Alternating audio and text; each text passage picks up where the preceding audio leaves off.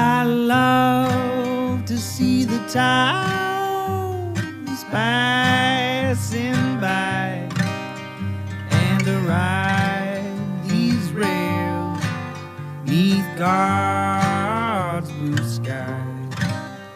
Let me travel this land from the mountains to the sea, 'cause that's the life I believe He meant for me. And when I'm gone and at my grave you stand, say God called home your rambling man.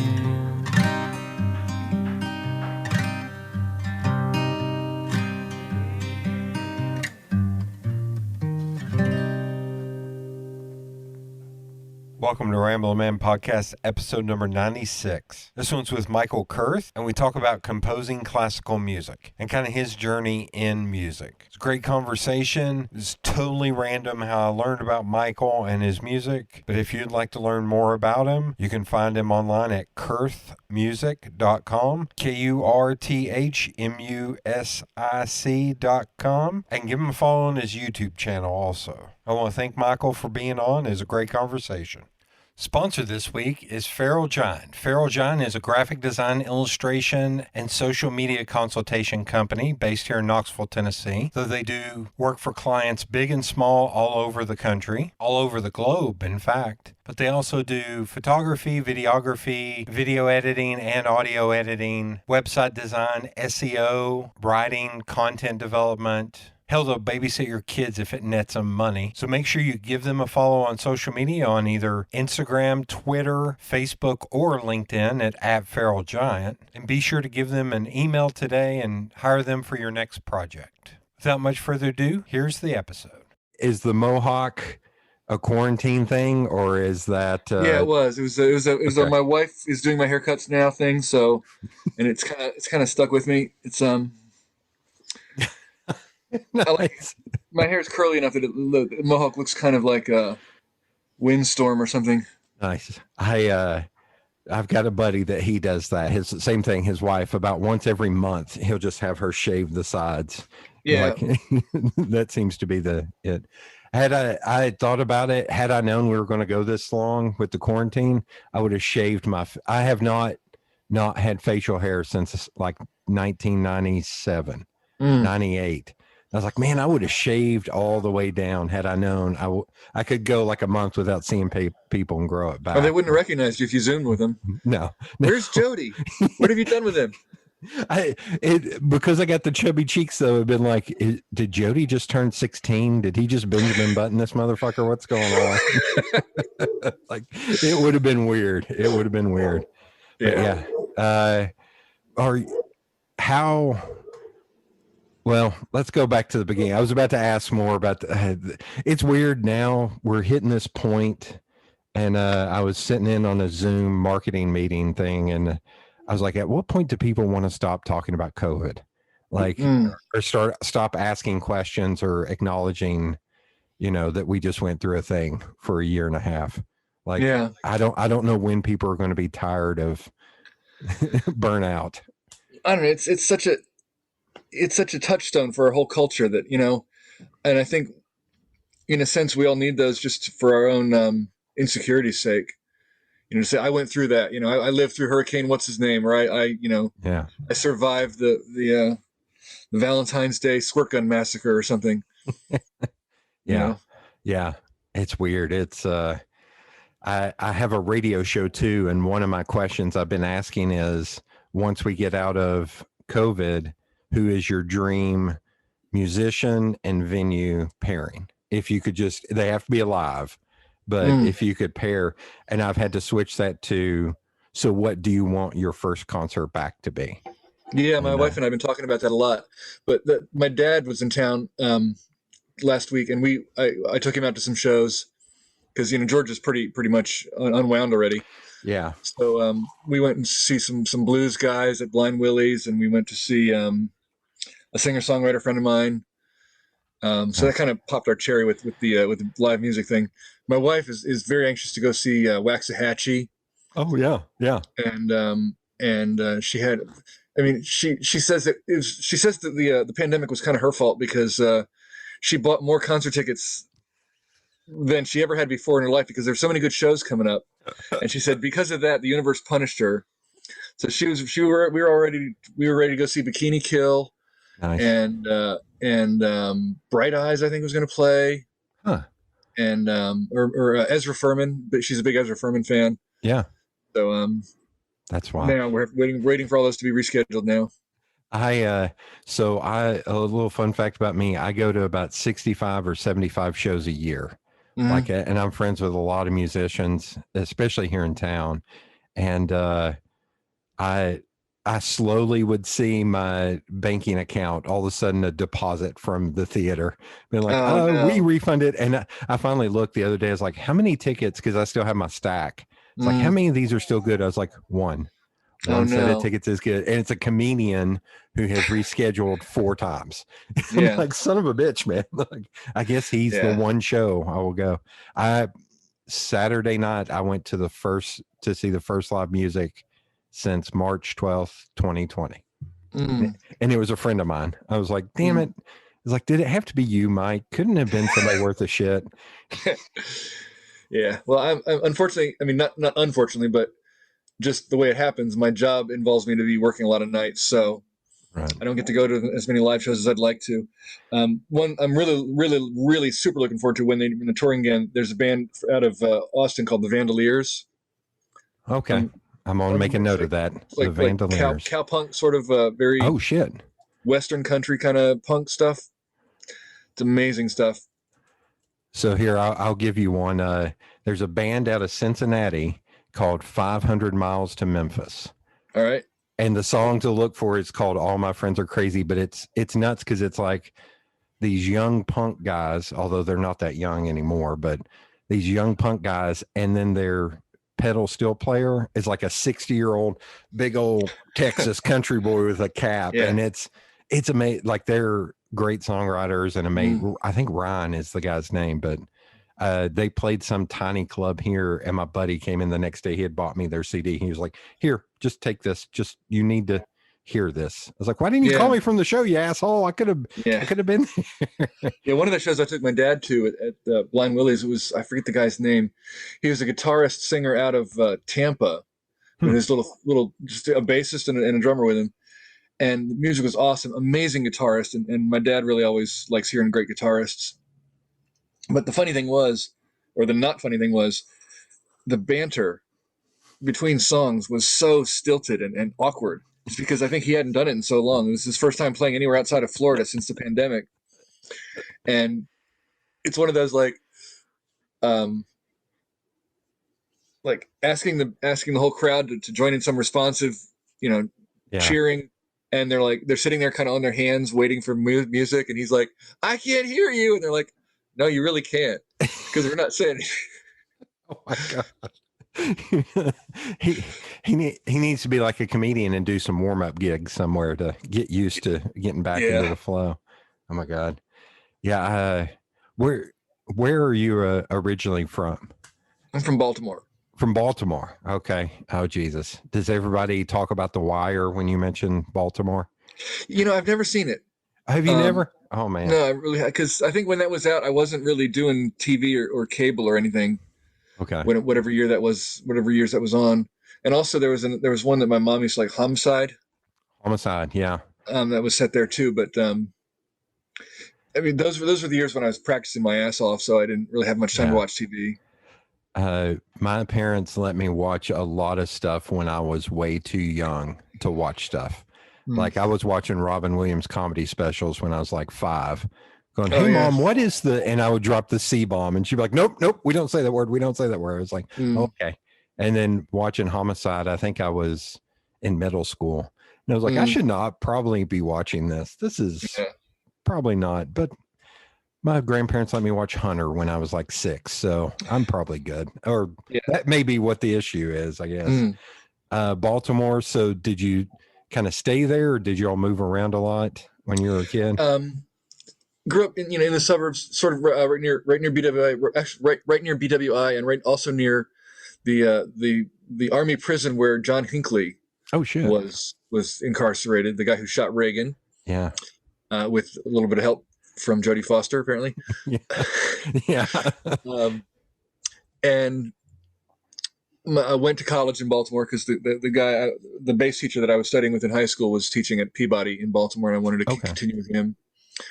And after Baltimore, went to Miami Beach for a year to take a little orchestra job down there in the New World Symphony, and then I got a job with the Atlanta Symphony, and here I am. Oh wow. Okay. Been here for 26 years. Good Lord. Okay.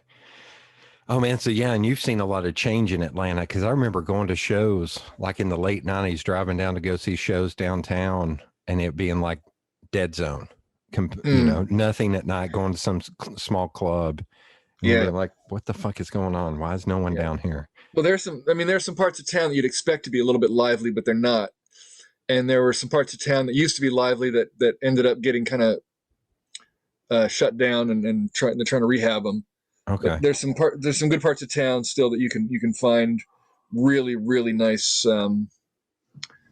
shows in, like East Atlanta Village is really nice, and the West Side's popping up with a lot of new venues and breweries and stuff. So it's I was talking growing. to my wife about Atlanta culture, and talking about all the different cities in the South that have more of a character than Atlanta does. I mean, Atlanta is such a transient city. Yeah. And I mean, and of course, then I realized I was assuming we were talking about white culture, and Atlanta's white culture is really not, doesn't have a whole lot of individual character to it. Yeah. I think if you're talking about black culture, obviously Atlanta is, sort of leading the way. Yeah. In music and culture there.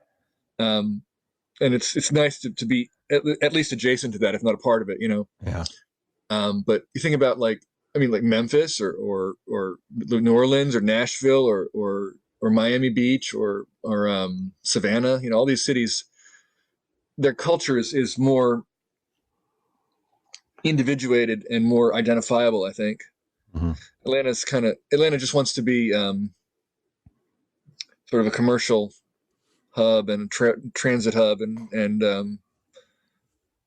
any other character they kind of come by seems to I guess it's more grassroots generated than it is Right. Sort of citywide thing. But Yeah, but on the flip side, like it's weird, like seeing. I look at like Nashville and Knoxville. I call Nashville Brooklyn South because that's what it feels like. Like it's just all this money now going in there, and like Vegas. Yeah. Oh God, it's the number one tourist destination for bachelorette parties, which is sad. And it's, going there and, there was a black culture there. There was like an independent singer songwriter scene there. And it feels like both of those have just kind of been pushed out. And like, we need another, do you know what bar is? BARRE? Like it's almost like yoga. Yeah. And it's like, we need another one of those. I was like, oh, you mean rich white people shit. Okay, cool. Yeah. Yeah. That's what we need in here. Yeah. Yeah. Well, like last time we were in Nashville, went to the Station Inn, and my wife was like, the Station Inn is the Station Inn, but everything around here, I don't recognize any of it anymore. Mm-hmm. Which I think the Station Inn is gone now. I think they're trying to bring it back, but I think it's gone. I think it lost its battle due to COVID. They need a vaccine for bars. Yeah. We've got one here called the Pilot Light that has been so independently run for so long that all of us were like, how in the hell is it going to make it? And it's like, I think we've been saying, how is it going to make it for like 20 years? Because you go in there and there's like 10 people in there for a show. But you see all these people like before they get big, or these cool independent artists like Annie Hart down from Brooklyn, seeing her perform there, Scott H. Byram from Texas, and it's, how did this place make it anyways? I think they're so used to running on empty almost that it was normal for them. Yeah. But yeah, Nashville has changed. Knoxville here used to be known more as a college town, and I feel like now that's changed, and I'm actually concerned about what it's changed to, because it's turned into like kind of a yuppie dude bro-y kind of place. I'm like, that's not my city, man. Y'all gotta go. Take it back. Yeah. You reclaim it. Yeah. You know, It's it's like take away the cigar bars and put it in like a Camel unfiltered bar. easy. I smoke cigars. Easy. Sorry. No, it's breweries. Breweries would be the big thing. Like, God love breweries, but it's like I don't think we can go 2 weeks without a new one starting. And Yeah. You know what's funny? I was talking to a friend of mine who's involved with a brew pub venue, and he was saying the hardest thing is to find names for beers. mhm. You know, because like if you copyright the name of a beer, and you think about how many different new beers are created, like a new one a week for every brewery, or I don't know what different kind of brew schedule they're on, but he said his brewmaster does one new beer a week, and coming up with a name for him Oh yeah. that's not already copyrighted or used by somebody that's clever, it's impossible. You just come up with random like clown penis dot fart beer or whatever. I understood that reference. That's an SNL reference. I got that one. That's There you awesome. Yeah, we've got one place called Pretentious. Matt started at Pretentious Glass, where he makes hand blown glass, but then he started a brewery next door, Pretentious Beer. And his names, I think it's for that reason. He just comes up with the weirdest name humanly possible, so it can't be duplicated or anything. Yeah. Yeah, the thing here. So I'm a white guy who grew up on the black side of town, going to a predominantly black high school. So I've been joking. I've been racist against white people since I was a kid, man. I've been fighting against white people, and a lot of rich white people have tried to start moving into the black side of town, and I keep raising my hand like, hey, we need to stop this shit. Like, Yeah. no. Hey, coffee shop that's over there, you're not the place. Like you. I don't know. Yeah. It's a big damn mess, but Yeah. It's everywhere. yeah. So growing up, what did your folks do for a living? I'm not allowed to tell you that they met while they worked at the CIA. Oh, really? Really?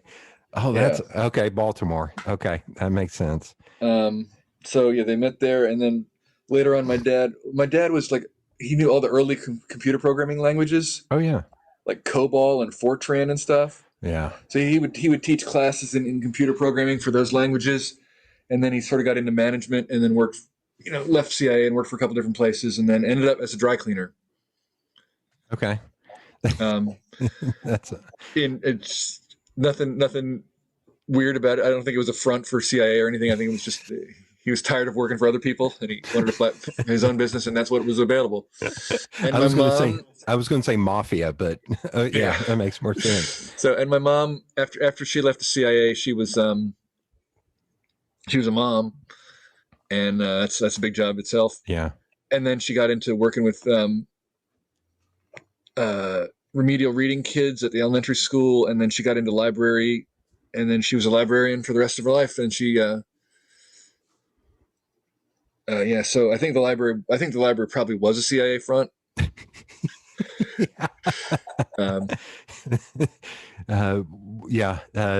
You check out a certain book and it has a code in there, that you have to do the overlay. Did you grow up? Did you have any brothers or sisters, or? Yeah, one older brother. One other. And did your folks kind of instill in you all playing music, or was that something on your own? They tried to make us, the well-rounded kid that we each had to do one sport and one music thing every year. Okay. And we could stick with it as long as we wanted to, and if we didn't like it, we had to switch to something else. Sports-wise, we were both swimmers. My brother was an amazing swimmer. Awesome. And he actually got a swimming scholarship to the University of Maryland. I was not quite as good at swimming, but I also tried lacrosse and basketball, and nothing else really. I mean, I'm not an athlete, so I think more it was more the people than the athletics that bothered me. Oh, yeah, I can say that. When there's like a kid on the team and his dad's the coach, and you can tell his dad's just being a real dick to his own kid, and trying to belittle him and bully him in front of everybody else, and the kid turns into the bully. Then it's kind of sad. And these guys are going to leave their hometown, and the guy, the coach is built up so much rage because he peaked when he was 17, and he's been going downhill since or whatever. I not to judge, but it's just sort of, it's such a trope. It's there's got to be some truth to it. But then music, I started playing bass when I was in 4th grade, public school, and just really stuck with it because it was easy to be the best bass player in school. So in school, was it an electric bass or was it an upright bass? No, upright bass. Okay, so it was in the band, the string orchestra. The string orchestra. Okay, and so being the best bass player in school, being the only bass player in school, you get encouraged a lot, and I had a little bit of aptitude at it, so I stuck with it. And about 7th grade, I picked up bass guitar as well, and kind of was doing the Van Halen, Motley Crue kind of thing, garage band with my buddies, and really was serious about pursuing that. I mean, I was a pretty good bass guitarist, I thought, and played in jazz band in high school and stuff, junior high, and then my teacher, my upright bass classical teacher, sat me down one year. I think I was in about 10th grade, and he said, he had done the pop music thing too, the commercial music, and he played bass guitar in bands and stuff too. But he said, you're gonna reach a point where you have to make a choice between playing in a tuxedo on a nice, clean stage, well lit, or having beer bottles thrown at you. I'm just picturing. He's like, here, I'm going to show you 2 scenes. Here's your future, and showing that scene from the Blues Brother with the chicken wire. Yeah, exactly. And then showing you a scene from a symphony orchestra. It's like, choose your path right now. Yeah. When you were younger and in high school and really getting into it, did you get to go out to shows and see bands? Like a little bit, yeah. My first concert was the Scorpions. Nice. Winds of Change. And I think Fastway was opening up, and I saw Triumph with Mountain. There you go. Yeah, Triumph, Canadian band. Yes, and Mountain from the Mississippi Queen band. Yeah, and I saw Aerosmith with Ted Nugent, the Nuge himself. There's my favorite podcast jokes and says, we don't like Ted's music, but we love his politics, to any new guests that come in and they're just like, oh shit, what have we got ourselves into? Yeah. This Ted Nugent, my favorite story about Ted Nugent was how he avoided the Vietnam draft. Yeah. How he shit his pants for a week and didn't bathe and went into the draft office. But but he's an American. He's got our interests in his heart. Whatever. So not a whole lot of concerts, but we saw Dizzy Gillespie when I was junior high jazz band. That was a trip. Normal kid stuff, I guess. Yeah, I got really lucky in that my first show was the World's Fair at Neyland Stadium. I got to see Johnny Cash. Oh, which wow. was pretty badass. But I was 3. That was 82, was 82. So I was 3. So I was born in 78, and I was like, I don't remember it. But my uncle was like, yeah, you were sitting right next to me. Here's the picture. I'm like, oh, shit. Okay. I'm still going to claim that. I'm still going to chalk that one up as a win. But then go ahead. for it. No, you go. I was going to say, but then in high school, we had a bar here called the Mercury, to where all these punk bands would come in, and I would go with these 3 girls from my art class. And so a thing about me is I'm 6'7", so I'm a big boy. So when I was 14, I was like 6'3", 6'4". So I used to joke, I was like, yeah, they didn't even ID me in there because I would look like an adult. And somebody later was like, they didn't ID anybody. It's like, don't ruin this for me. Don't ruin this. But I got to see like all the Lookout Records bands came through. Like I got to see Green Day on the Kerplunk tour, Operation Ivy, like a bunch of those bands when I was like 13 and 14 years old. And cool. But I remember taking my I forget which daughter it was, but she's probably, I think she was still in a stroller, maybe 2 or 3 years old, to her first concert, mm-hmm. and it was Polyphonic Spree in a parking lot. Holy shit! It was a good time. That's so I have a sister that's 11 and a half years younger than me. And when she was really little, I would take her to shows. I took her to see Lou Reed, Elvis Costello. I'm trying to think. Like I took her to a lot of what was their name? Amanda Palmer's band. Oh, Dresden Dolls? Dresden Dolls with the Red Paintings opening.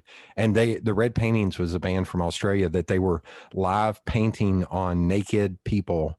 And my sister was like 10 years old. And I'm like, don't tell mom and dad about this shit. like, shut up. I think she probably already had a pretty good idea what your policy was on that. Yeah. And, but it, taking her all those shows. And then dad, I've started taking him to shows, and I took him to see BB King like 6 weeks before he died, which was kind of great. And I took him to see Buddy Guy, and we were sitting in the Tennessee Theater, and there was one point where he came out the side and came into the audience, and we turned around and he was standing in front of us, and he saw us and he turned and played directly to us for like a minute and a half. And I was like, I took like one picture. I was like, why the fuck am I taking a picture? Put your damn phone up. Put your damn phone up. Like, and dad was just at the end of it. He just looked at me like, what the fuck just happened? I was like, I don't know. It's awesome. I don't know what to do here, Dad. This was amazing. But yeah, I got lucky in that going to those shows. But then, ever since then, it's the weirdest fucking, like that week of COVID, I saw 4 shows that week. And had tickets to a show that Friday night before everything shut down. I was like, damn it. I was like, I'm ready. Okay. So you're getting to go to some shows. Did being in the jazz band, did they take you to shows? Like y'all as a group? No, not really. Not really. Okay. And then you said you went to Peabody in Baltimore. This may be a stupid question. Did you have to like test in front of the teachers to be allowed to come in, or how does that work? Yeah. You audition for a specific teacher. And if they, depending on how much room they have in their studio, that's how many students that they'll admit that year. And my studio was pretty small. I think we had eight guys or 8 bass players in my studio. Wow. And they do all sorts of testing on the way in, testing for ear training and testing for music theory knowledge and testing for languages and stuff. And you just kind of. And I assume like reading music, like was there a certain point where you had to learn to read music? Was that all the way back in like middle school or? Oh yeah, it was in 4th grade. Yeah. Oh shit. Okay. Yeah. And then when you're in college, so you're doing that, you're taking classes, you're learning bass. Is it same thing? Is it very immersive, or are you going out and also playing or you're like, we had, my schedule was like, basic. It was the whole thing was built around when your lesson is. You have a 1-hour lesson a week. So it's just 1 hour a week, but that's like your 3-credit course. I don't know if that makes sense. I don't know what system they use today, but like that was where all of your attention went into preparing for your lesson.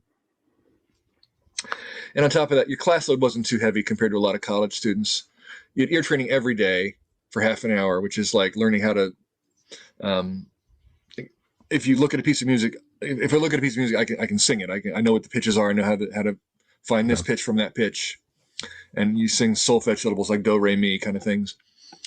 But in a much more complex way. Ear training music theory was 2-3 mornings a week, and music history was a couple days a week. We had one class called liberal arts, which was everything else. It was English and philosophy and history and literature all rolled into one. And then ensembles, like you'd play an orchestra 2 or 3 days a week, or maybe 5 days a week, depending on what group you were in. So, and then all the rest of your time is practicing. Okay. Or maybe sleep if you're lucky. But yeah, practicing 4, 5, 6 hours a day usually. And you're talking about practice. Did all that lead towards performances? Like, was there a piece like at the end of every year you all got together and performed a piece, or? Oh, the orchestra. I mean, the orchestra performed like 6 or 7 big concerts a year. So that was part of your preparation, was to get ready for orchestra concerts, but also your recitals. Like I gave 3 recitals in my undergraduate where, you have to play like an hour's worth of music just yourself. Okay. So preparing really challenging stuff for that was always, that's most of what your lesson is, I think. Okay. And what are they teaching you? Like, are they teaching you old classical pieces, or are there any modern pieces that they're also? Yeah, a little of both. A little bit of both. Okay. Depending on what teacher you're studying with. My teacher liked to mix it up a lot. He liked every recital had to have something from, every era of music's history, some Baroque and some classical, some romantic and some modern. And some of the modern pieces would get kind of theatrical, where you're singing and narrating and yelling and stuff while you're playing, and playing percussion on your bass and everything. Yeah. And then I sort of started getting interested in writing at that point. So, okay. Wrote some things. Up to that point, had you started playing other instruments? Like, I see a bunch of instruments behind you. Like, was there a point where you kind of changed it up and started to learn to play other things? Just on the side for fun. I mean, I play guitar, but not very well. Of course, bass guitar, a little bit of mandolin. Nice.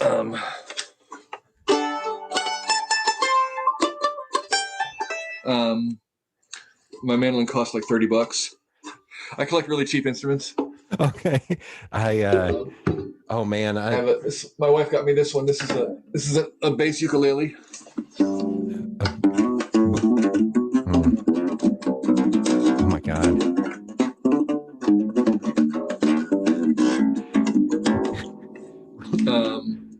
Plugs in and sounds great. Nice. Some guitars. Oh, nice. Oh, banjo. Banjo. Nice. Oh. Some more guitars. Some bass guitars. Some piano. So, I bought a drum set recently, so I'm learning drums. Oh my God. But again, it's not. I'm not competent on most of these instruments. Like, I can strum a guitar along with a song, but I'm not I'm not going to go out and play out anywhere as a guitarist. We're not going to book you here in Knoxville. Just start shredding. You're going to be like playing like, what's his name? Yugi Malmsteen. You're going to start running up the neck. Yngwie, get it right. Yngwie. Sorry, that's why you're here. You're the expert to correct me. Yngwie Malmsteen. Whatever. Malmsteen. Yeah. Malmsteen. And I don't know if you remember. Do you remember Live Aid? Oh yeah.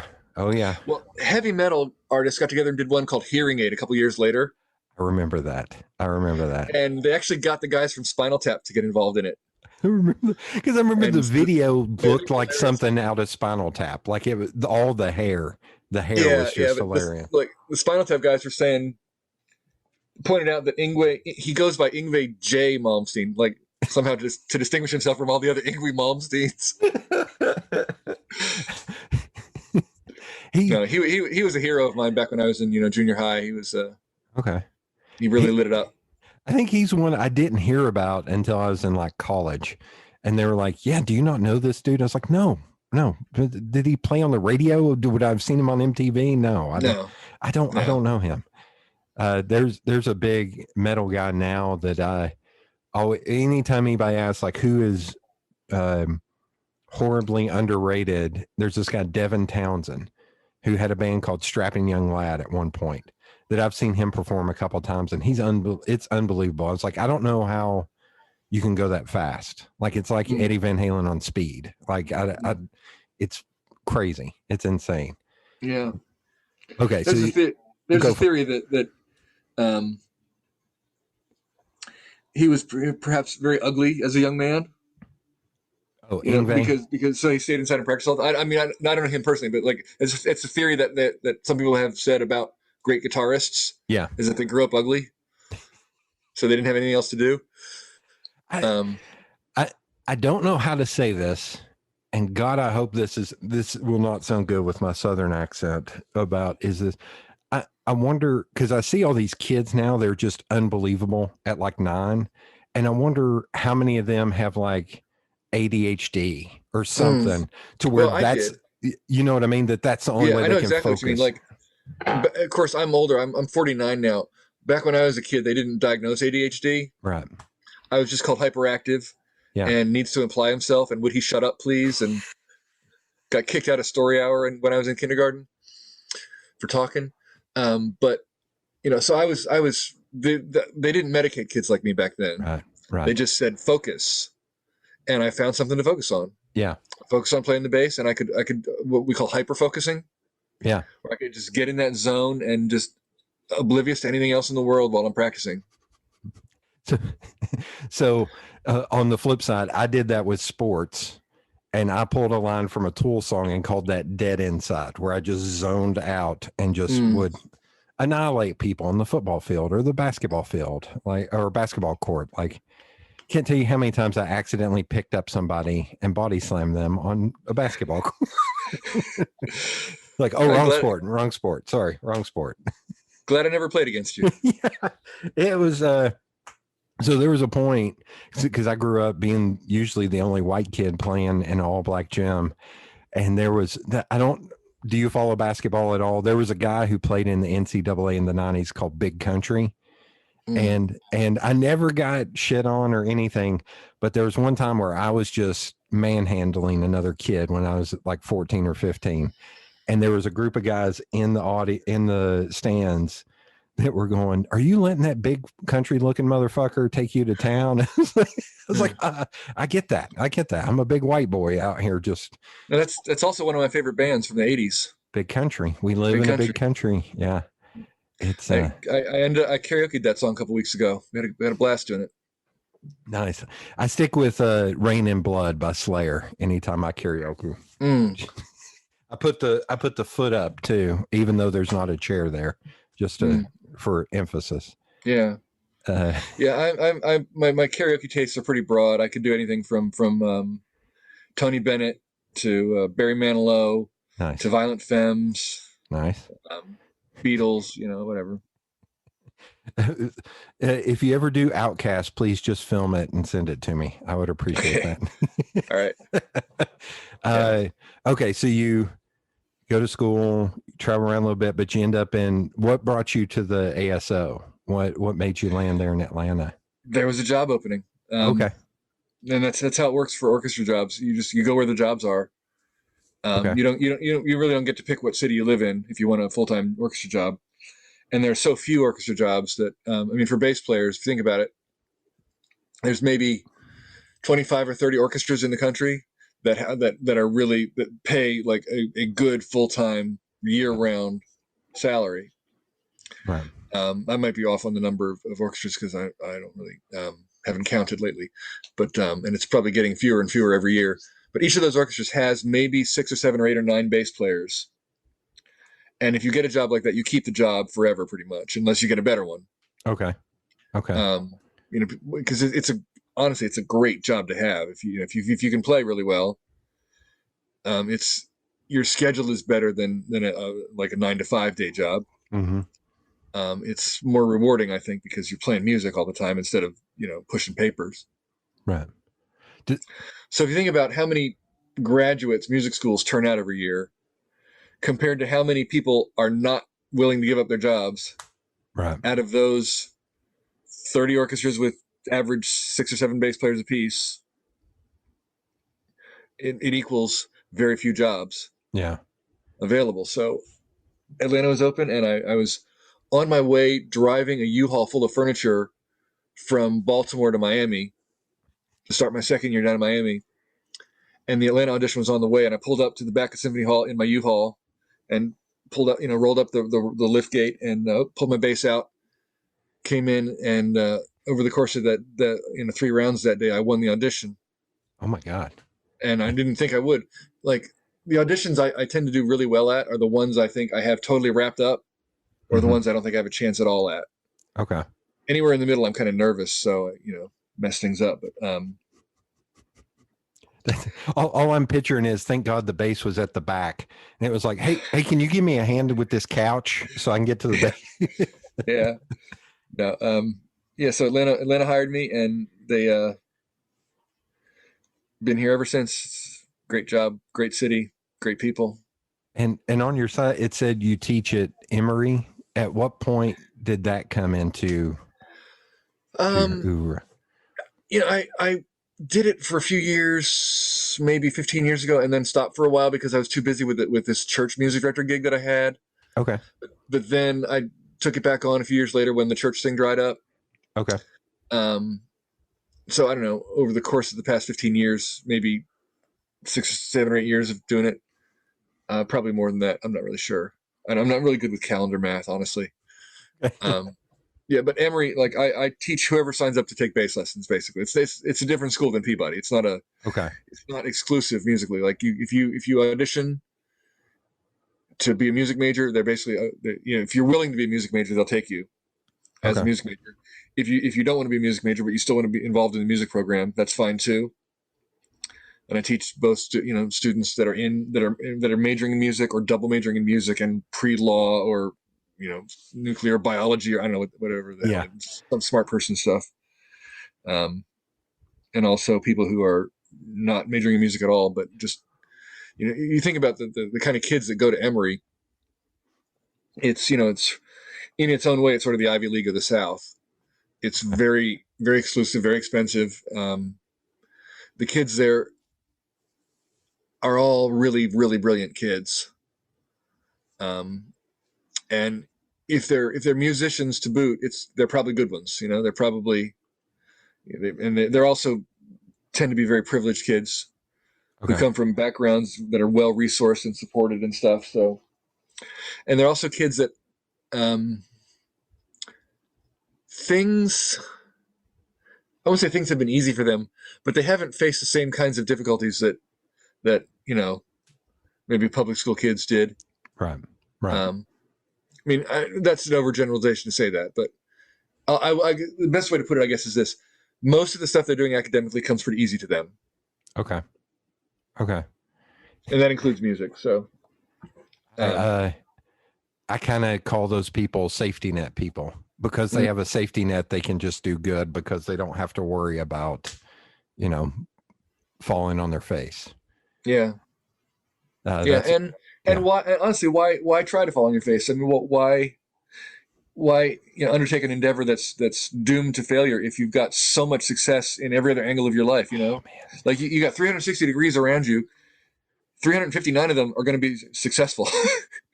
Yeah. There's that 1 degree you should just maybe avoid. I don't know. I tend to lean into those that I could fail at.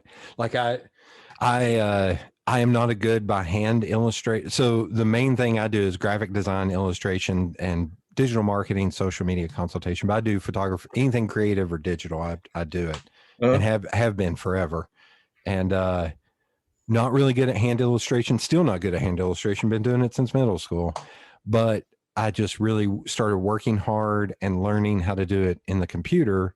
And I've gotten to a point to where people actually hire me to do computer illustration. Like, let's see if I can do this.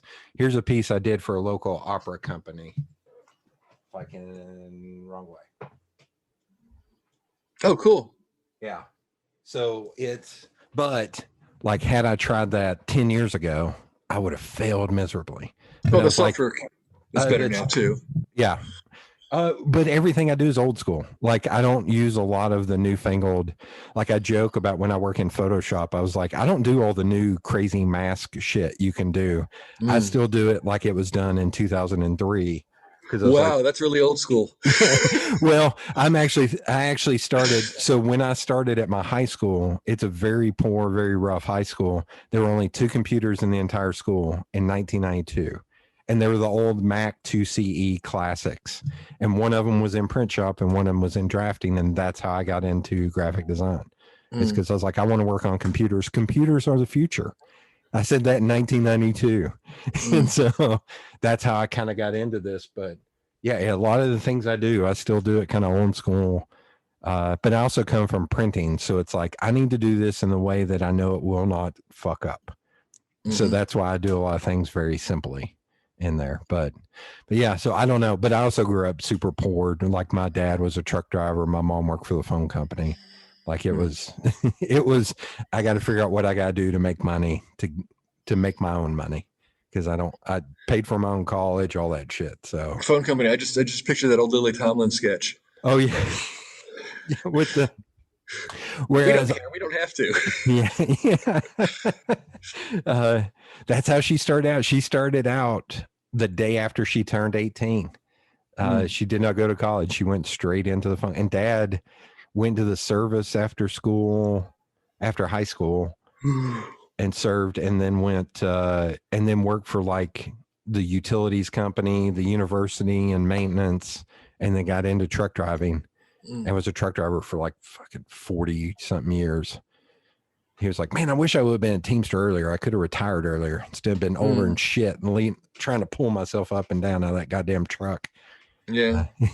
But okay, so you mentioned at what point did you start composing? Did you start actually writing pieces? I started in my own primitive, really rudimentary way in elementary school.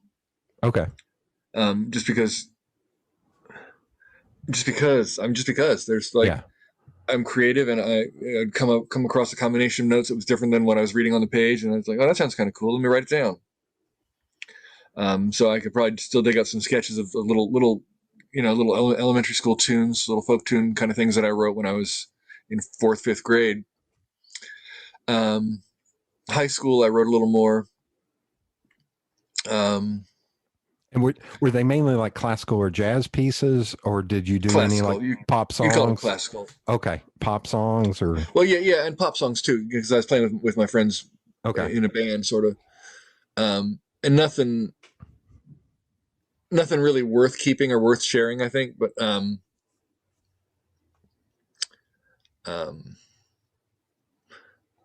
yeah, and then college writing. I studied composition a little bit in college. Took some lessons with a guy for a year about how to compose stuff, but I wasn't really serious enough about it then.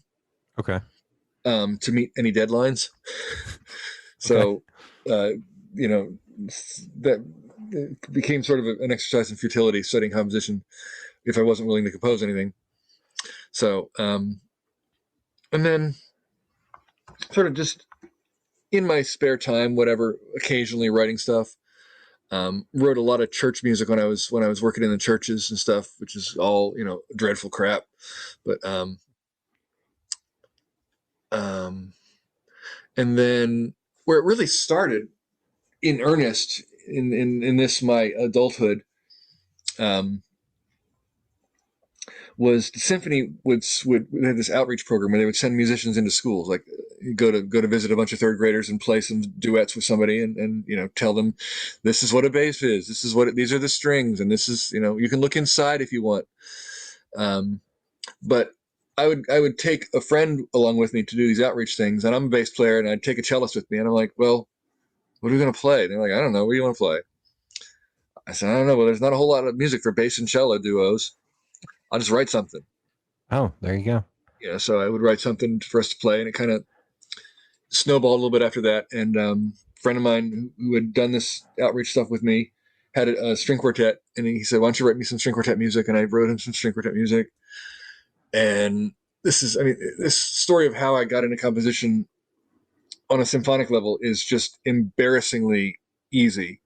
And I'm just so fortunate that this worked out, because most composers, it takes years or decades and so much struggle and so much, teaching jobs and writing crap and whatever to find any success. But I gave the first string quartet I ever wrote, I gave a recording of it to Robert Spano, our music director in Atlanta. Okay. And he's like, oh, this is really great. Can you write something for the symphony? And I thought he was shitting me. I was like, yeah, right. He's like, no, really. And it took me a while for him to actually convince me that he was serious about it. And so I wrote him some music for the ASO that we played, and we ended up commissioning me several more times, and I've written a whole bunch for the symphony, and then we recorded a CD of all my music, and it's just like,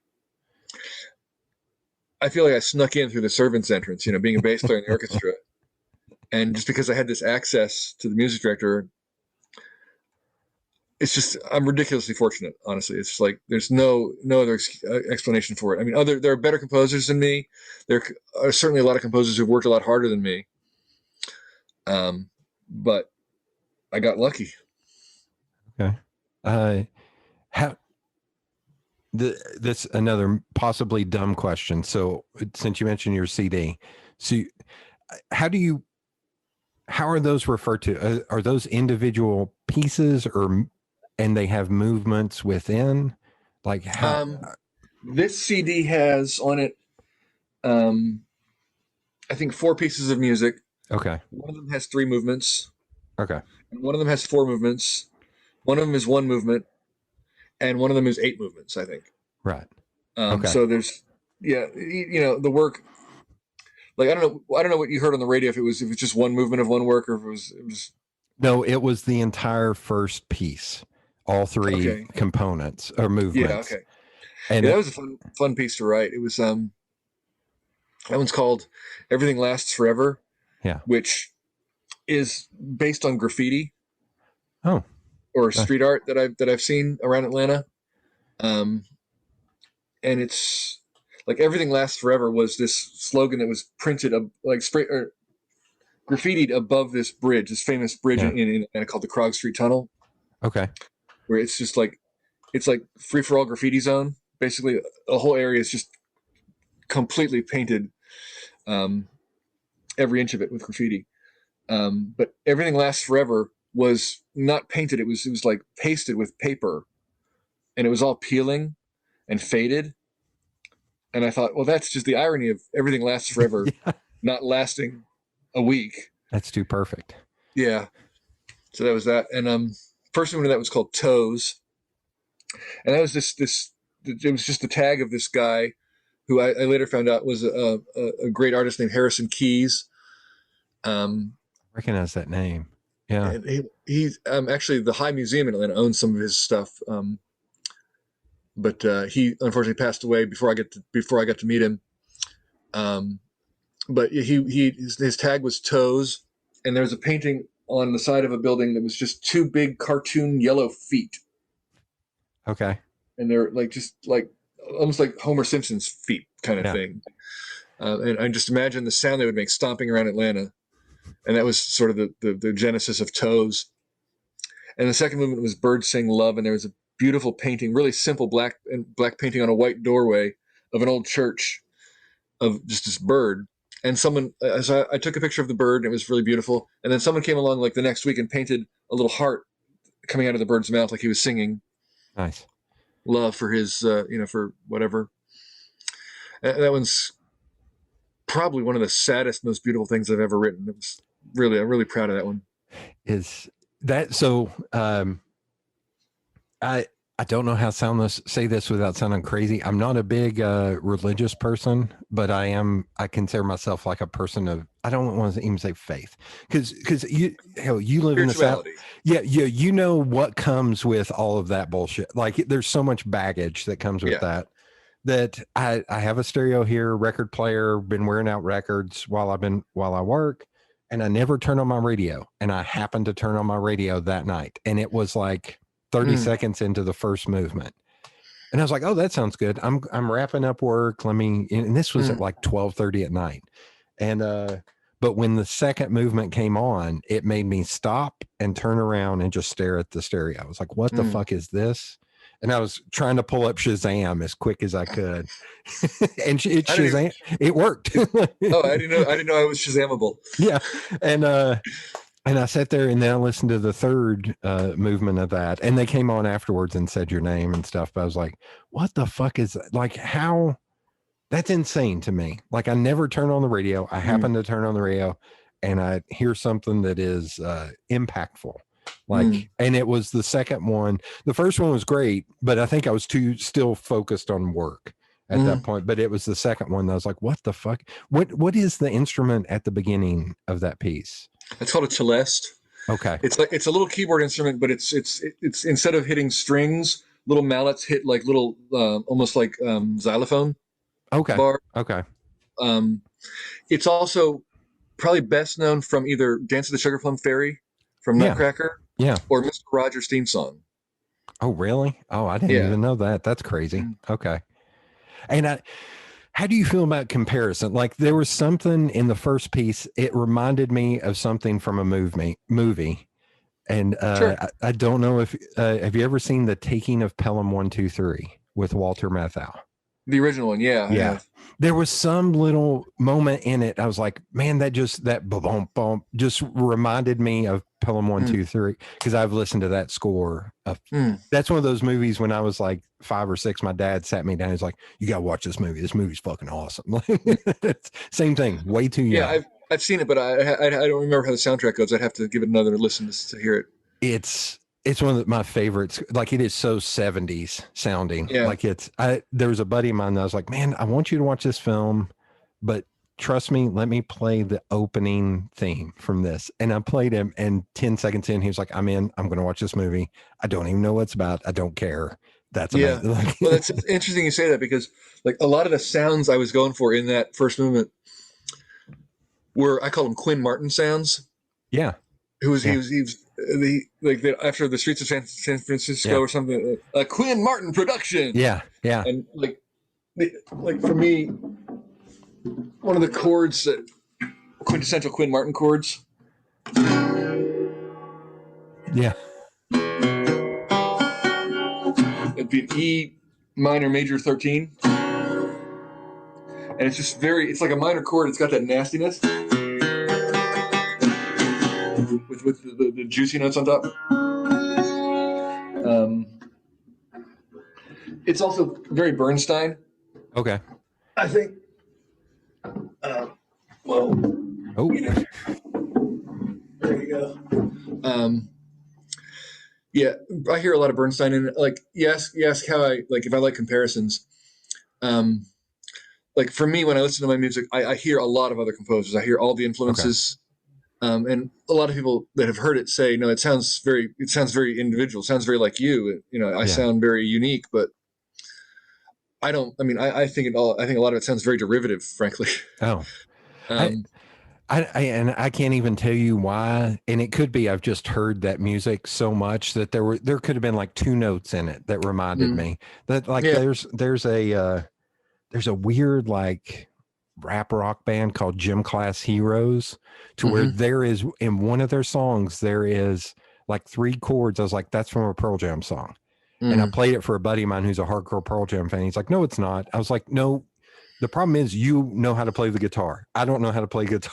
mm, And that is, if you listen to it, it is. Like if I could mm, strip away everything else, it is.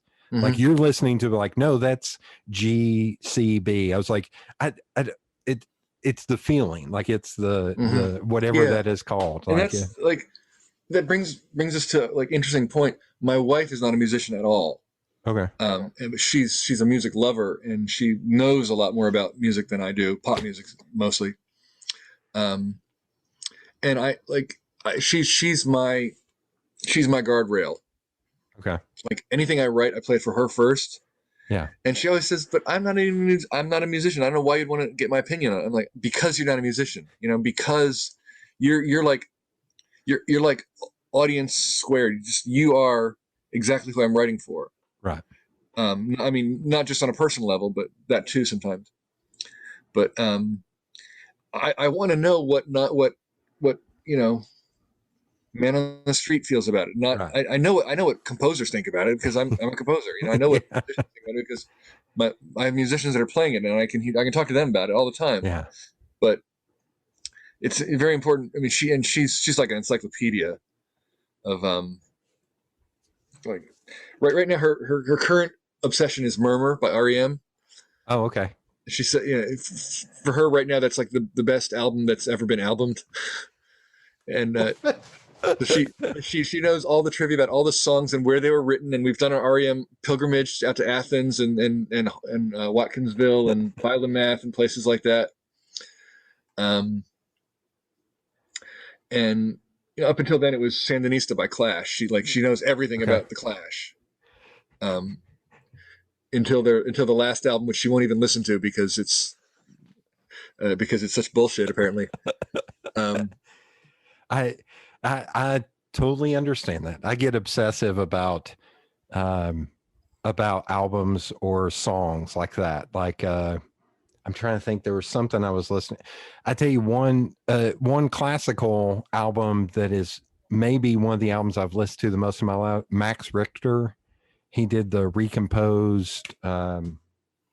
Shit. Now was it Bach? But he did a recomposed album where he completely redid, and it's only like 35 minutes. Is that the Four Seasons one? Yes.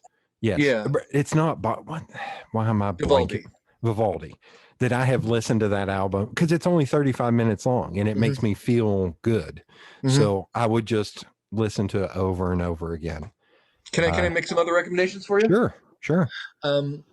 Check out Philip Glass's String Quartet No. 5. Okay. I've heard a lot of Philip Glass, but it's not your typical Philip Glass. It's more melodic. Okay. And more juicy and luscious than most of his other stuff. Like he tends to be kind of sparse and angular, I think, in his minimalistic way. Okay. But the Fifth String Quartet is it's just crushingly lovely. Do you know the composer Arvo Pärt? Yes, I love him. Yeah. You kind of resemble him, actually. Yeah. But his music is also very, very touching that way. I aim for his beard because I think his beard goes down to like. Yeah. Also, there's a composer, Argentine guy named Osvaldo Goliov. Good Lord, how do you spell that? His last name is Golijov. Golijov. Goliov. Okay. And he writes some just amazing stuff. It's sort of like he mixes classical with klezmer with tango. Oh shit. Okay. It's really, really I will nice tell you stuff. Something I've gotten hooked on because I listen to a lot of like film scores, which I don't know how to say that. I know that's not cheating, but somehow it feels like cheating to me. Like it's not. Like, the funny thing is, like, when I watch a film, I'm not really. I almost never even notice what the score is like. Really? Because I like watching movies. I don't like listening to movies. Yeah. And we play a lot of film scores with the ASO. Over the years, like a lot of times with the movie screening while we play. So I'll get to experience them that way. But I don't think it's cheating, no, because it's like opera was 100 years ago. Right. It's like, is it cheating to listen to Magic Flute or Flying Dutchman because there's actors and singers? Yeah. No, it's music. It's still music. But I got down a rabbit hole the other day of Jerry Goldsmith, of a lot of his stuff from like the late 70s, early 80s. But there's this film in the 80s that was kind of a kid's film called Explorers, with Ethan Hawke and River Phoenix. It was both their first film. And it's about these kids who have dreams about getting contacted by aliens, and then they build a spaceship out of an old called Tilt-A-Whirl and travel to space. But it's like this weird mix of like electric music and a symphony. And it's based on a true story, actually. Yeah, yes. Hey, that's CIA shit. Don't say that. Why is that red dot on your forehead right now? You're giving out state secrets. But I went down to Jerry Goldsmith. He did The 13th Warrior, which was this weird 90s film with Antonio Banderas. Same thing. Like I just went down and listened to a bunch of his shit. But that's kind of how I got in. Like, I don't know if this is embarrassing, but I bought one of my first CDs was the Robin Hood Prince of Thieves score because it had the Bryan Adams song on there. And I bought it for the Bryan Adams. Everything I do. Yeah. So I bought it. He's great. He's great to karaoke. I bought it for that song because it was before his album came out. But that score is like fantastic. And I ended up, that's how I got into it. I had a science teacher who had been a football player, and he talked to me one day and he was like, we were talking about classical music. He was like, do you ever just listen to it? I was like, nah, I got this CD. And he was like, oh, let me borrow it. And he borrowed it and he brought it back to me like 2 days later. He's like, my wife and I thoroughly enjoyed this. We sat down and listened to this. I was like, oh, you can do that? Like not even thinking. I was like, oh, I do that with like music I listen to anyway. Right. And then he brought me like opera because he was also an opera. He was like, just because you're a football player doesn't mean you have to be an idiot. He was like, listen to this shit. He really kind of instilled in me as like a kid. It's like, yeah, give this a chance. Like, listen to this. Yeah. Well, as a composer, I'm always like trying to leave myself open to influences of whatever I'm hearing. Yeah. In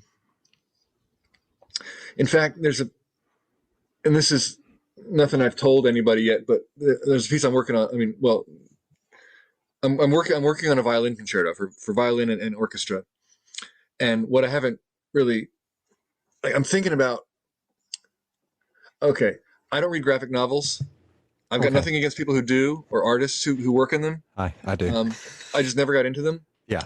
But I'm thinking this piece, I'm looking for inspiration for what it's about. Okay. And I think what it is, and I'm sorry, it's hard to describe. It's not going to be about this. This is going to be all subtext.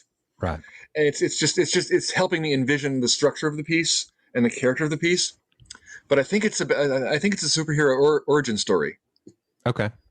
Like for you're into graphic novels, like that doesn't, you don't even bat an eye at that because superhero origin stories are part of the thing. But for me, like that seems kind of weird to write a superhero origin story, but there's no hero and there's no story. It's just a violin concerto. So I will. I think essentially it's about a it might be a villain origin story. I think actually probably, but okay. I think he's a guy who was a coal miner. Okay. And possibly a black coal miner. And maybe he got trapped in an underground thing, or all his colleagues abandoned him underground when there was a cave in, and he managed to live down there for years until his whole psyche got warped into thinking he had to take revenge on society for this cave in or whatever. Okay. So I mean, I don't know how preposterous that sounds. Like some of the shit I've read, no, it doesn't. Yeah, sure, but like to an average symphony patron, yeah, that's not going to be anything they're really used to hearing about. So I won't tell them. Okay. I was going to say, see, this is the man in me. Do you ever collaborate with people? Like going back to that red paintings, would you ever do something like that and hire like an actual comic book artist or something to like paint pieces to be shown? Or I've collaborated a lot with there's a poet that I've worked a lot with named Jesse Brighty.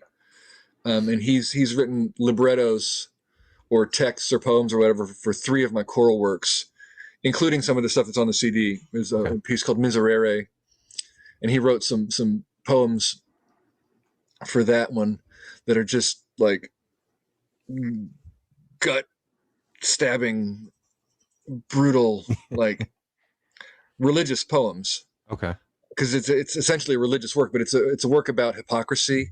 Okay. And about how we all need to feel convicted about our own behavior rather than focusing on correcting everyone else's behavior, pretty much. Okay. Okay. So, I mean, some of the texts to that one are just the most brutal, honest, vulnerable, violent stuff you could imagine. But that, I mean, so he works with words, and I've worked with him a lot. Visually, any like modern dance or ballet or? Yeah, I've done some dance stuff. There's funny thing. There's an artist from Alabama named Lonnie Holly. Okay. He does a lot of found art sculptures and stuff. And I was at a talk he was giving at an exhibit, and I had recorded. I wanted to record a little bit of what he was saying on video, and I got a video, and there's a little clip of the video that's he's saying, "I went to sleep. I went to dreaming. I woke up in a fucked up America." And so I took those phrases and sort of took the pitches and the contours of the way he said them and turned them into a melody, a little chamber piece out of that, and that was choreographed. I think you could probably find video of that somewhere online of some. They choreographed it for like 2 very young dancers, like 10, 12-year-old kids. It reminds me a little bit of the video you ever see the video for Back Pocket by Wolfpack? No, I'll put That's that on my. these cute little kids on the playground, and they're just dancing around. They're great dancers, but they're anyway. So yeah, I worked with some choreography there, and it was funny. It's a funny piece because the piece starts and you just hear Lonnie Holly's voice come on the PA. It says, "I went to sleep," and then we play "I went to sleep," and then the second movement starts, "I went to dreaming," and they play that. "Woke up in a fucked up America." And imagine like a cello or violin or a clarinet playing those words, but just the melody of them. Oh my God. With drum set. I think it was violin, cello, drums, and clarinet. I think. Okay. Anyway. And can I take a pause real quick to use the restroom? No. Okay. I got a trash can here. I guess I'm wearing a diaper. Where's your commitment, bitch? Are you a real podcaster? You ain't no real damn podcast. I'll be right back. All right.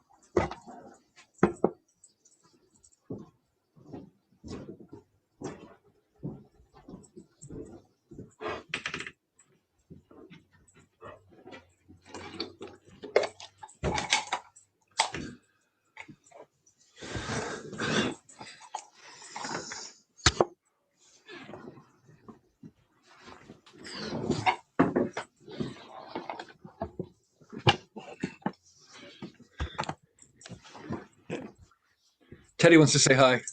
Oh, look at that. Hey, buddy. I just saw my little sister's dog yesterday, and I keep joking. I was like, I don't think anybody pays you any attention because every time I come here, you act like no one else is here. Yeah. Teddy's got his pride bandana on. Oh, nice.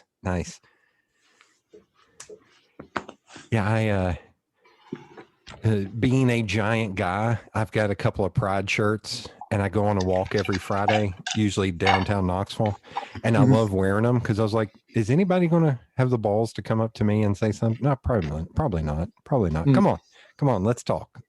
No. Well,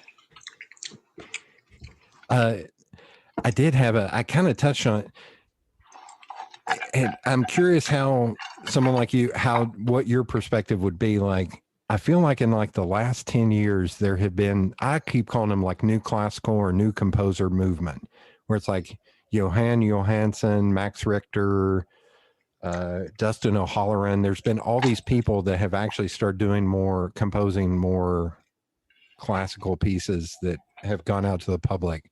Has it just always been, this is going to sound dumb, there's always been new pieces, but is there anything from like an insider's perspective of like, why has this all of a sudden become more prevalent? Or am I just such a nerd that I notice it? Pop music is kind of works in cycles. Okay. Complexity wise. So you think back to music of the 50s, and it's all just doo-wop and three chords. And then it got into 60s and psychedelia, and they got a lot more complex. 70s kind of retained some of that complexity, but started to boil it back down. Remember that scene from Walk Hard, where he was in the studio producing that album that was supposed to be like Pet Sounds? Yeah. Oh yeah. And they had the Aboriginal choir and the goats. So that was sort of a high point of complexity, Pet Sounds and Sgt. Pepper and stuff like that. But still, I mean, through the 70s, I think music of the 70s is probably my favorite era of pop music. Okay. Because the music, it's real music. It's really written by real songwriters who really wanted to write good songs. Mm-hmm. and not just sell records, but be good musicians. Okay. 80s. Now that's my favorite era of pop music. Also, because that's when I started listening to music on my own, and like my older brother would always dupe cassettes for me of all the bands he learned about in high school and college. That's where I first learned about REM and the Smiths and New Order and Bad Brains. And I did hear a fun fact that the band that influenced ZZ Top to start putting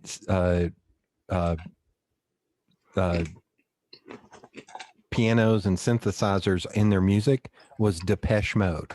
really, And that fries my brain. I was like, wait, Billy Gibbons was listening to Depeche Mode in like 1983? well, if you listen to that whole album, was it Eliminator? Eliminator, yeah. Yeah, I mean, it's all you can hear Depeche Mode's influence all over it. Yeah. I mean, I didn't know that, but now you say it. Yeah. Yeah, I mean, all the sequenced keyboard and Yeah. everything. But anyway, I interrupt. Another one that'll blow your mind. Do you know who produced Bad Brains' first album? Was it Stuart Copeland? Rick Ocasek from the Cars. Rick Ocasek. I knew Stuart Copeland and Rick Ocasek were produced a shit ton of stuff that it was you had never guessed. Yeah. Anyway, so 80s music stuff is cyclical. Stuff's getting simpler and simpler, and now, the 90s had their grunge and everything, I mean Nirvana and Radiohead had great songwriters, but in general, music got a little more less complex. Okay. Although I will say one thing, there's one movement of that Miserere piece that's on the CD that I realized after I wrote it that I was stealing it from Soundgarden, or it was Soundgarden, or it was Stone Temple Pilots. Okay. Yeah, I ripped off a Stone Temple Pilots song for one of the movements. Wait, which one? Because now I'm going to have to go back and listen. It's the movement called. I happen to have my CD right here. Nice. Product placement. You Must First Look Past. Okay. And it's if you listen carefully, you can hear Stone Temple Pilots' sex type thing. Okay. I am, said I want to get next to you. You know that. It's got the same riff, the harmonic at the beginning, sort of the same riff. Accidentally, it's not the kind of stealing where you'd think he stole that, they should sue him. Right. It's sort of an homage, I guess. Right. Sort of an unconscious, subconscious homage. I mean, now you listen to stuff on the radio now, and it's just like you weep for the soul of society. It's just, I mean, four chords, yeah, but it's like if your language has 4 words, how much stuff can you really express? Yeah. This is a big discussion. I go twice a week on YouTube and go to trending, and any music, I will open it up and listen to it. And you're brave. I am a hardcore rap person. Like, I grew up with it in the 80s and the 90s, and can rattle off my top 5 without even really thinking about it. But it's like Big Daddy Kane, Rakim, people who could actually rap. Yeah. Where I listen to the stuff now, and it's so the same song and mush mouth. I was like, this is not good. This is not good. But something that a group of friends and I have discussed is, we think in the last like 3 years or so, pop music has actually gotten really good. Like there's a young girl that's blowing up, because I think she's like 15, Olivia Rodrigo. Oh, she's the driver's license girl? Yes, that is a good song. Like, I don't know composing wise, but I was like, fuck, that's actually a good pop song. Like, it's not. Well, I mean, there have always been good songs. Like, yeah. Sarah Bareilles will write something really nice. Or Billie Eilish. Yeah. Or Green Day, for that matter. Yeah. But the preponderance of music that gets the most airplay is the low-hanging fruit. It's the lowest common denominator stuff, and it makes you yearn for the days back in the 70s when there were like more like when Boz Scaggs was writing songs with 6 or 7 chords in them, or Steely Dan or something. When music was music. But going back to your question about classical composers. Yeah. where we started. I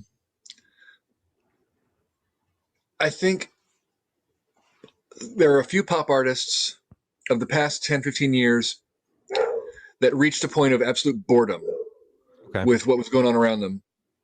And they said, no, we're going to branch out. We're going to like groups like The National and My Brightest Diamond. Yeah.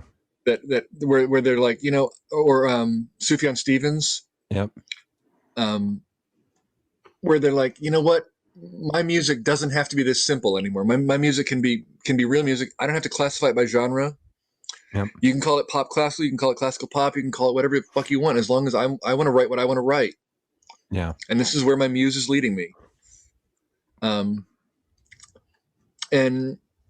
is it the most popular stuff? Does it get a lot of airplay? No. But are they successful enough at it to make a living and keep doing it? Yeah. And I'm glad. You know, there may be some cinematic influence, or it may in turn influence some cinematic music itself. But artists like that are willing to take risks and just for the sake of the music they want to write and not just do what the label tells them to write. Mm-hmm. I think as long as we have that, as long as we're able to sustain that to some level in our culture, then we shouldn't lose hope. Okay. Yeah, I see that a lot. It seems like Johnny Greenwood and Tom York have both really kind of championed that too. Yeah, yeah. Okay. Yeah, that's one that I don't know. I think it was the stuff like when Johan Johansson and Max Richter, I'm trying to remember the other guy's name. There were three of them that all of a sudden they started composing their own pieces, and then they started getting tapped to do film scores and stuff more. So is that something with you composing music in Atlanta being such a big hub for movies now? Is that something still waiting for the call? Let me call Spider-Man over at Marvel. Yeah. I did a commercial piece a couple years ago for the Georgia Aquarium. They have this really nice aquarium in Atlanta. Oh yeah. And they're starting a new exhibit all about sharks. And so they asked me for some shark music. I mean, but obviously I can't write Jaws because John Williams can afford a much better lawyer than I can. You know, so I'm trying to write some shark music, and it was a tedious process, honestly, because you know they were never really sure how to describe what they wanted. Okay. Until I wrote it, and then they're like, "No, that's not it." Yeah, so we went through a lot of revisions with that one. And I thought, well, here's my chance. You know, I can break into some commercial music, some film music, maybe. It's going to get a lot more exposure. Yeah. You know, how many thousands of people go through the aquarium every week or whatever. Yeah. And my name's up there on the wall. And I went to the exhibit last week with my dad. Couldn't hear it. Couldn't hear a thing because, like, I had gone in when before they opened it to see how check levels and stuff with them. Yeah. With their audio guy. And he didn't say, well, you need to turn it up twice as loud because there's going to be screaming kids in here, strollers full of snot heads, just yelling at their moms constantly. You're not going to be able to hear a thing. And I couldn't hear a thing, Oh, my God. I stood right under the speakers with no one around me, still couldn't hear anything. Oh, my God. It's kind of a way. Like, I don't know how many thousands of dollars they spent. I mean, I know how much I got paid, but I don't know how much they spent to get the orchestra to record it, too. Yeah. But, it's kind of a waste. You can't even hear it, There's some good music too. You need to figure out how on your phone to, like, how do I hook into the Bluetooth and crank this up a little bit while I'm in here? Well, that's technology. I'm not very technical, so I'd have to hire some IT nerd to do it for me, I guess. There was something I was thinking about when listening to the CD. It's how is it? Like, there's a lot of stuff on the last piece that has choral in it. Yeah. Like, how hard was that composing for instruments versus a choir or individual performer? I find writing for voices a lot easier. Okay. Because you have text, and the text is what you write. I mean, you take the text, edit it however you need to, but then Like that's the message itself, and you don't have to create as much. Okay. I don't know if that makes sense, but text makes it a lot easier if it's good text. Okay. And outside of working with the symphony or school, like, do you perform any around town, like jazz or rock? Are you a rapper? Am I outing you under a assumed name, a rapper? Sorry, no, I know you're disappointed, but no, I mean, the symphony job is, I mean, apart from pandemic was kind of special, but we're, Yeah. after this summer, we're back to work full time, and it's a really heavy schedule. So I'm back Okay. with the symphony, and it doesn't leave a whole lot. Excuse me. Doesn't leave a whole lot of time for other stuff. But Okay. during the pandemic, I did. Excuse me. I formed a group with some neighbors. Nice. Like I have several neighbors who are classical musicians, and I kept. So at first it was a trio. I had a violinist and a cellist and me on bass. And I would write a bunch of songs for us to do. Excuse me, a bunch of arrangements. And then a harpist and her husband, percussionist, moved to our street, so they're in the group now too. Excuse me. Yeah. So we have a quintet now, and because it's still pandemic, we can still we rehearse on the harpist's driveway. Okay. And we'll do shows in the cellist's front lawn. And it's fun stuff. I have a YouTube channel that has some of it posted on there. Okay. I'll do like classical versions of pop songs, and vice versa, pop versions of classical songs. Like adding disco drums to stuff, or like the current program has we do Black Dog by Led Zeppelin. Nice. And that was a really difficult song to transcribe. If you know the song, it's all mixed meter stuff. We do Frankenstein by Edgar Winter. Nice. Nice. And it's very, very with full drums and everything. It's just violin and a bass and a cello and a harp playing playing music instead of guitars. For the next program, I'm working on arrangements for the next program already, and it's I did a mashup of some Henry Purcell, this 17th century English composer. Okay. With No Scrubs by TLC. So that was fun. Did a mashup of what's the song?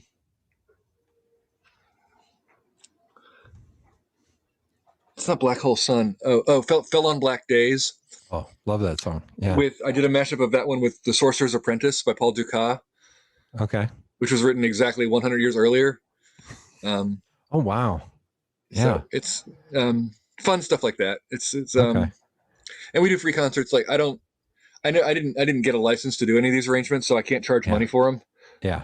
But I think some of the ones I have posted on YouTube, we did Girls Just Want to Have Fun, and we did some old 60s tunes like Bus Stop and Copacabana. We did I Will Survive. There you go. Yeah. Do you know Bill Frisell is? He's a good kind of jazz guitar player. Yes. So he did that where he set up on his sidewalk in Brooklyn and would just play. And all of a sudden, like at first he didn't, I think it was right in front of his house where nobody promoted. He didn't promote it or anything. He'd just get out there and play.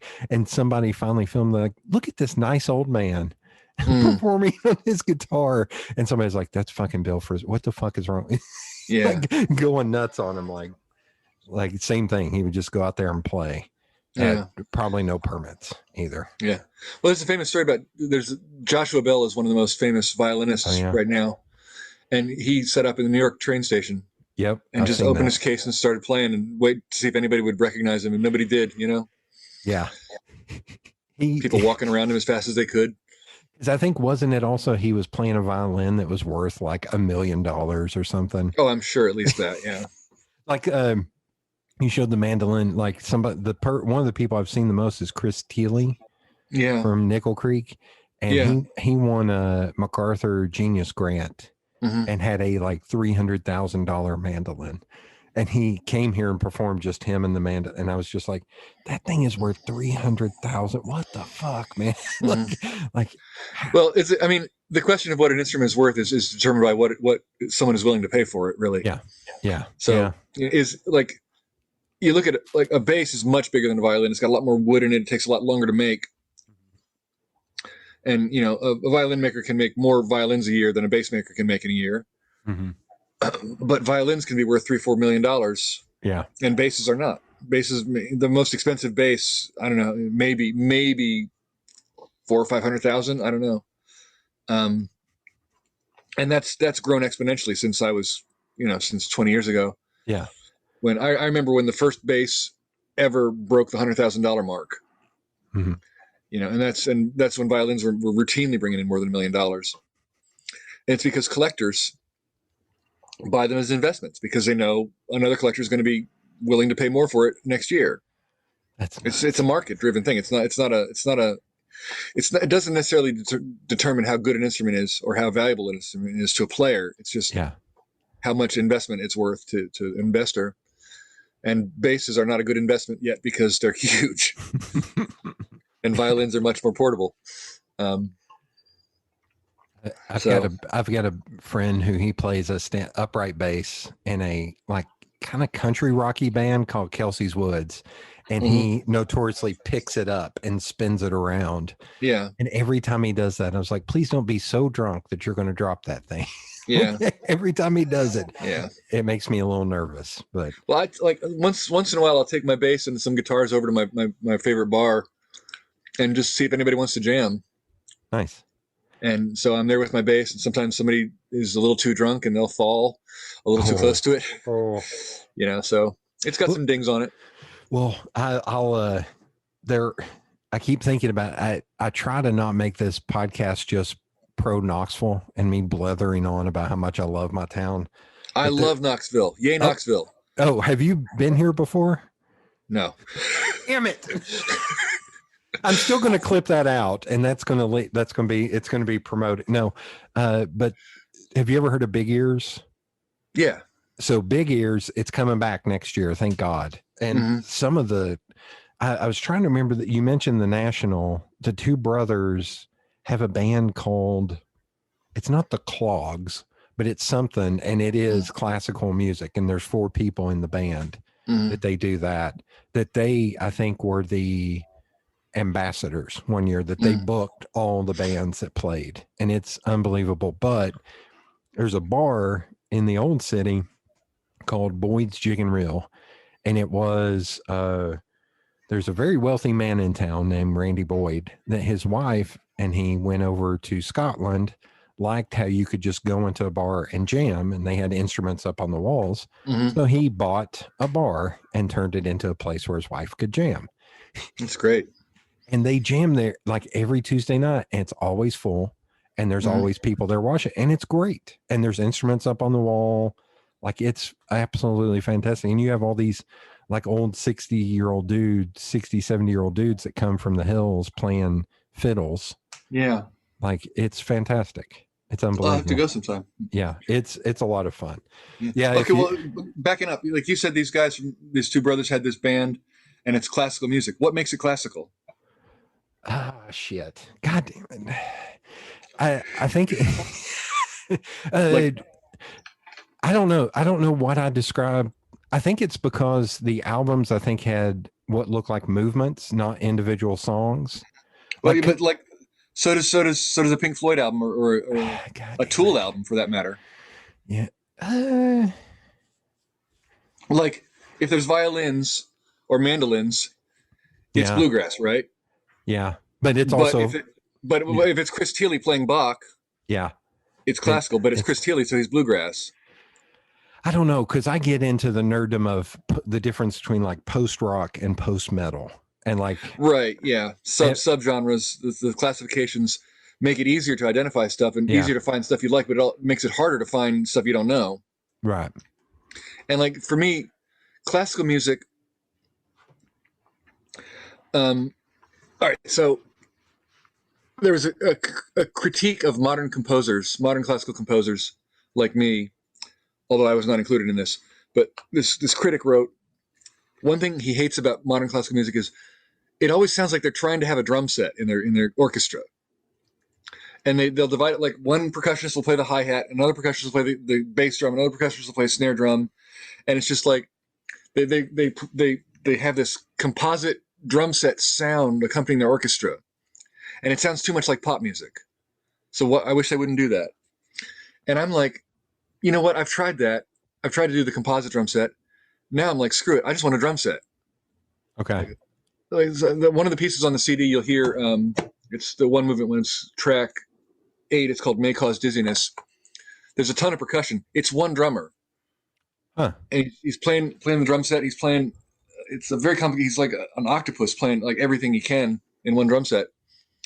But there's nothing classical about that for me. Okay. It's a drum set. It's not. Okay. There's nothing apologetic about it. It's just I want drums. I like drums.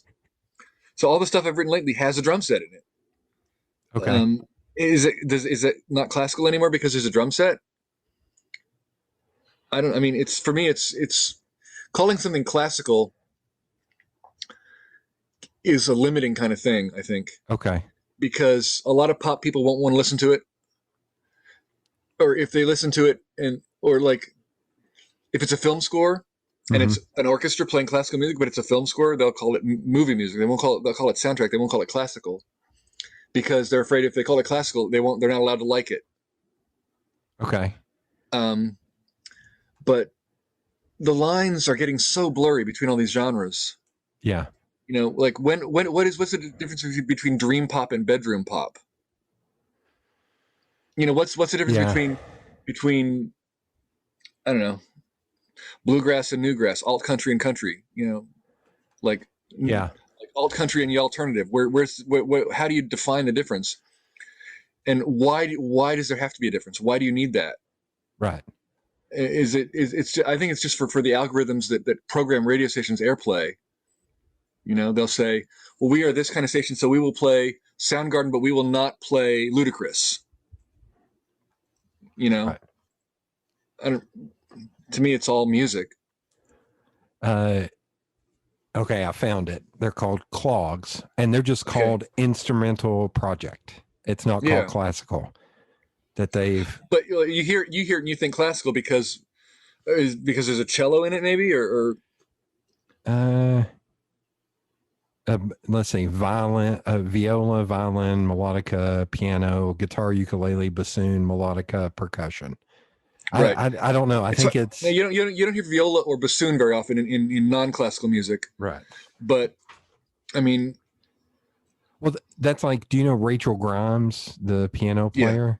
I even get into her or Dustin O'Halloran, when it's just solo piano, what makes them more classical than George Winston, who's the old Wyndham Hill artist. And that's considered new age music. Right. So if you put George Winston on a different label, is he still new age? I don't know. Does it have to be Wyndham Hill? It's like if you have, well, it can go wrong too. But when you have Billy Ray Cyrus rapping on Lil Nas X, and I think that was kind of a creative risk that maybe shouldn't have been taken. Wait, from which perspective, Lil Nas X? Or either. But the song, did it win the Grammy or gold record or whatever? It made a lot of money too. Phenomenally successful. So some people liked it. A lot of people liked it. I think the funniest thing for me is Trent Reznor and Atticus Ross released this thing called Ghosts, where it was just free use. And for anybody, same thing, is that classical music? Because it's all electronics and shit. But and whoever made the beat from Old Town Road sampled something from Ghosts. So Trent Reznor and Atticus Ross won a Grammy for Old Town Road, which cracks me up. Yeah. It's like, how far down the rabbit hole can you go? Yeah, yeah. I don't know that I have a good answer for that, for why I consider the Clogs. I don't know. I don't know. Mm. I don't know. Well, I think, it's worth an investigation. but I also think it's the weird thing of like a lot of the 90s music, like Soundgarden and Pearl Jam, were called alternative. And I remember fighting against that, going, no, it's just rock music. Yeah. Well, I remember when U2 won like the best alternative yeah. Grammy for like something like Joshua Tree or something. Like, Yeah. where in what universe is that alternative? Yeah. Whereas like something like Clogs could be considered, or something like Sigur. My favorite band is Sigur Rós. Oh yeah, I've seen them many times. Fuck, I've still never seen them. Oh my god! Oh my god! I know. My wife is an ace at scoring front row tickets. As the minute they go on sale, man, we saw them in Dallas or whatever the town is between Dallas and Fort Worth where they played. We saw them shoot, where did we see them? We saw them in Atlanta at the Fox, which was amazing. But one of the best shows was in Asheville. Oh yeah, so that was the one. I had tickets in my cart, and before I could check out, they got gone. Yeah, it was us. You're welcome. Bastard. Like, so that, but, and now they're down to just two of the guys. And it's like, yeah, because the drummer got me too, didn't he? Oh, did he? One of them. Yeah. Oh, okay. One of them, I know they were up to like 4 members. I think maybe the keyboard player they had brought on, he was just like, I'm tired of touring. I'm tired of this shit. I don't want to do this anymore. And he just fucked off. I didn't realize the drummer got me too'd. But like, there's a video they released on YouTube, them playing with the LA Symphonic Orchestra. LA Phil, yeah. Yeah, and it's unbelievable. I've watched it a lot. But they would be a band, I was like, they are truly like an alternative. I would consider them an alternative band because every one of their albums is completely different. Yeah. Like, they have like a heavy metal album, and then they have a pop album, and then they have a classical album. Or not classical, but they more of a symphony behind it. Like, yeah. And I watched that concert, and it was a good concert, and I really want to play it sometime. Nice. If they ever come back to Atlanta. But I wondered what the conductor was doing. Like, why bother having a conductor? When there's a drummer and you all you're doing is counting bars and you're playing whole notes. Like, the orchestra parts look pretty boring, frankly. Yeah.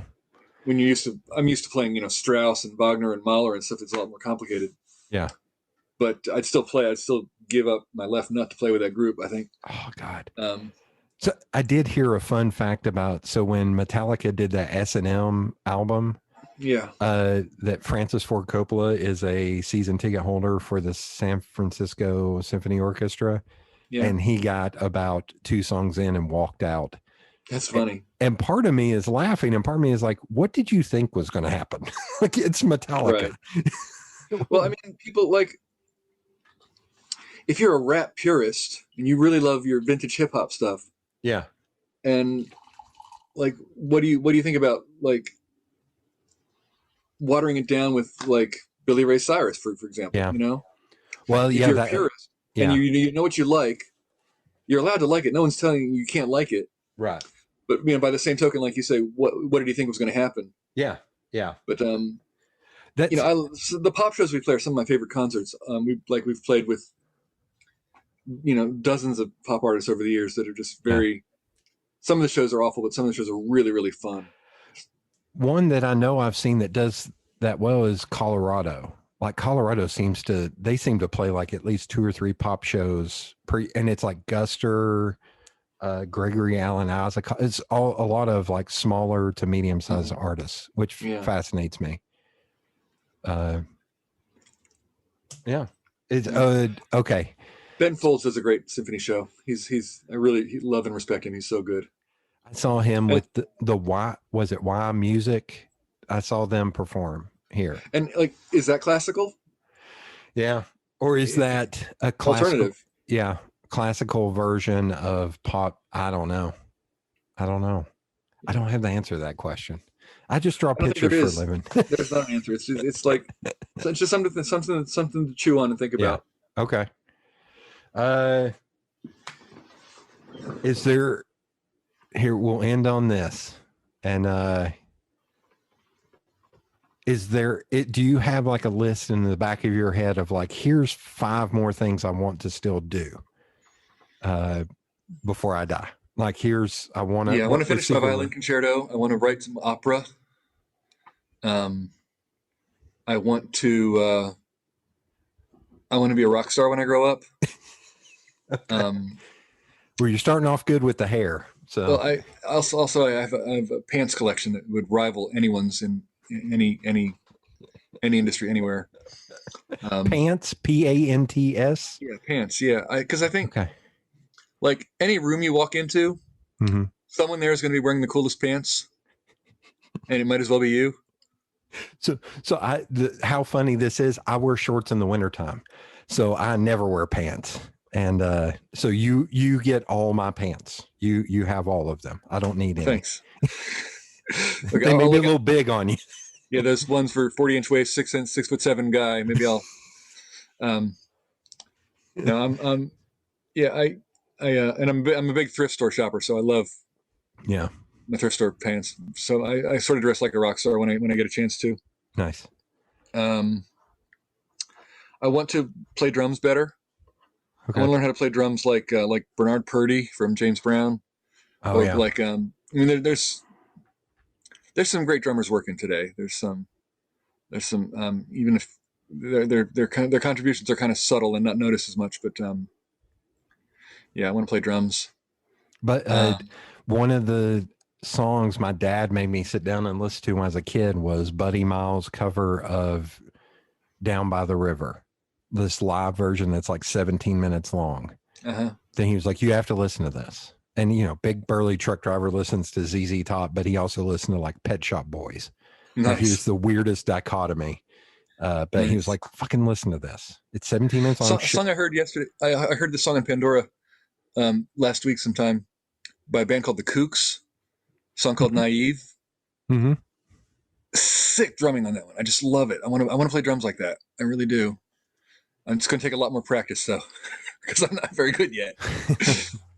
So yeah, finish my violin concerto, write an opera, be a rock star, play drums, and die before I've outlived my usefulness, I think. Okay. It's kind of morbid, kind of perfect, I think. I hope. Anyway, thank you for being on. Thanks for having me, Jody. Nice to talk to you. Yeah.